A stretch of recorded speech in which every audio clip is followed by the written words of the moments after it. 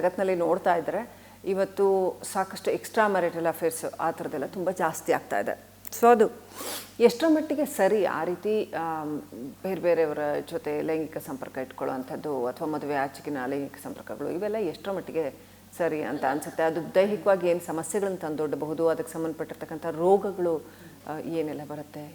ಖಂಡಿತವಾಗ್ಲಿ ಯಾವುದೇ ರೀತಿಯಲ್ಲಿ ಒಂದು ಗಂಡು ಹೆಣ್ಣು ಒಳ್ಳೆ ಜೀವನ ನಡೆಸಬೇಕು, ಒಬ್ರನ್ನೊಬ್ರನ್ನ ಅರ್ಥ ಮಾಡ್ಕೋಬೇಕು, ಒಬ್ಬರಿಗೆ ಒಂದು ಸಂಗಾತಿ ಯಾವಾಗಲೂ ಹೇಳ್ತಾ ಇದ್ದಾರೆ. ಯಾವಾಗ ಒಬ್ರಿಗೊಬ್ರನ್ನ ಅರ್ಥ ಮಾಡಿಕೊಂಡು ಅವರ ಜೊತೆ ಸರಿಯಾದ ರೀತಿಯಲ್ಲಿರೋ ಅಂಥ ಸಿಂಗಲ್ ಇದರದ್ದು ಸಂಗಾತಿ ಇರಬೇಕು ಅಂತ ಹೇಳಿಬಿಟ್ಟು ನಮಗೆ ಇದು ಆ ರೀತಿ ಇದ್ದಾಗ ಅವರಲ್ಲಿ ಸಮಸ್ಯೆಗಳು ಬರ್ಬೋದು, ಬಟ್ ಆ ಸಮಸ್ಯೆಗಳನ್ನು ಪರಿಹಾರ ಮಾಡ್ಕೋಬೋದು.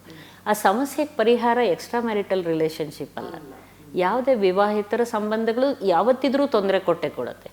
ಅವರಲ್ಲಿ ಒಂದು ಲೈಂಗಿಕ ಕಾಯಿಲೆ ಇರ್ಬೋದು, ಅವ್ರನ್ನ ದುರುಪಯೋಗ ಮಾಡ್ಕೊಳ್ಳೋದಿರ್ಬೋದು, ಅವ್ರ ಹತ್ರ ಇರೋ ದುಡ್ಡು ಕಾಸು ಕಿತ್ಕೊಂಡು ಅವ್ರನ್ನ ಏನೂ ಇಲ್ಲದ ಗತಿ ಇಲ್ಲದಂಗೆ ಮಾಡ್ಬೋದು. ಅದರಿಂದ ಮದುವೆ ಆದ ಹೆಂಡತಿಗೆ ಆಗುವಂಥ ತೊಂದರೆಗಳು, ಮಕ್ಕಳಿಗೆ ಆಗುವಂಥ ತೊಂದರೆಗಳು.